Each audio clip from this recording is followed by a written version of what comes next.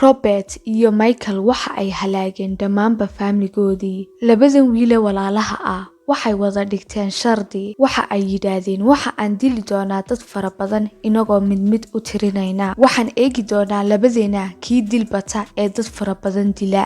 qorshahoodu waxay ahaayeen inay dad badan dilaan iyagoo welibana jirkooda jarjaraya. Marka dambena ku ururinaya baco si ay u qariyaan. Soo dhow daawade, waa anigoo ah Nadra Saciid. Fadlan muuqaalkan si aad u dhammaystiratid nala joog ilaa ay dhammaadka fiidiyogan. Bushaaro. Fursad shaqo oo qaali ah, fursad dahabi ah oo aad ku samayn kartid malaayiin lacaga.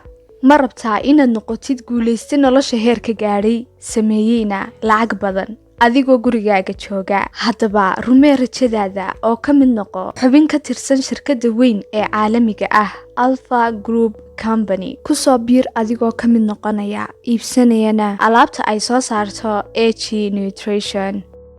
Shirkaddan oo laga leeyahay dalka Malaysia waxa ay kuu sahlaysaa in aad si yaroo fudud ku shaqaysato hab online ah kuna samaysid dakhli badan muddo yar oo kooban. Haddii aad tahay qof danaynaya fursadan qaaliga ah, wixii faahfaahin intaas dheeraada nagala soo xidhiidh WhatsApp nambarka shaashada ka muuqda. Michael iyo Robert waa laba wiil oo walaalo ah. Waxay ku heshiiyeen inay geystaan dilal fara badan iyagoo welibana mid kastaaba uu mid u tirin doono meydadka ay soo dileen.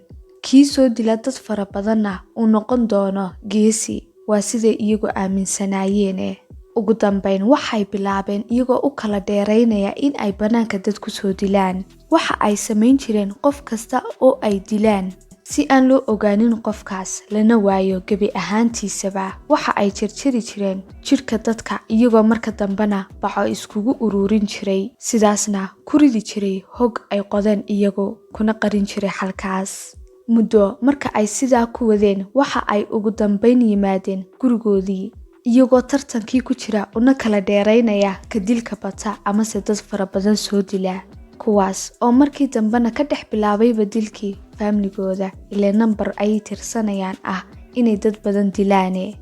Labadan wiil ee walaalaha ah geystina dilka, maskaxdoodu keliyata waxa ay tirinaysay nambarka dadka ay dilaan, xitaa iyagoo gaadhay heer xitaa family-gooda ay dilaan. Waqtigaas ay dilayeen hooyadood iyo aabahood ayaa waxa dhacday. Mid ka mid ah walaashii ayaa telefoon heshay, isla markiina waxa ay soo qaraacday 911 amase askarta. Laakiin nasiib xumo markii ay askartu soo gaadhay goobtii iyo meeshii uu dilku ka dhacay, run ahaantii waxay ugu tageen meydad fara badan oo welibana si xun loo dilay dadkan iyagoo jirkoodana la jarjaray. Inantii yarayd ee askarta soo qaraacdayna kamay soo gaadhin, laakiin waxay u yimaadeen iyadoo goobtaas ku dhimatay. Robert iyo Joseph markay arkeen booliska xaafadda soo gaadhay amase guriga, waxay u carareen iyagoo ka baxsanaya askartan albaabka dambe ee guriga. Waxa ay galeen kayn ka dambeysay gurigaas. Ugu dambayna askartii waxa ay qabatay labadii wiil ee dilka geystay dilayna family-goodii. Waxa ay dileen 3 caruur ah oo ay walaalo ahaayeen iyo hooyadood iyo aabahood. Waqti xaadirkaas markii dilka geysanayeen, Robert waxa uu ahaa 18 jir, xagga Joseph uu ka ahaa isagu mid 16 jir ah. Dhacdadan ayaa gebi ahaanba waxa ay qabsatay social media-ha 2016. Robert iyo Joseph waxa lagu xukumay xabsi daa'in inaanay weligood ka soo bixin jeelka. Muuqaalkan waxa idin soo tabinaysay anigoo ah Nadra Saciid. Daawade, waad ku mahadsantahay haddii aad nala joogtay ilaa dhammaadka muuqaalkan. Fadlan muuqaalkan ha ka ilaawin in aad share garayso adigoo asxaabtaadana la wadaagaya.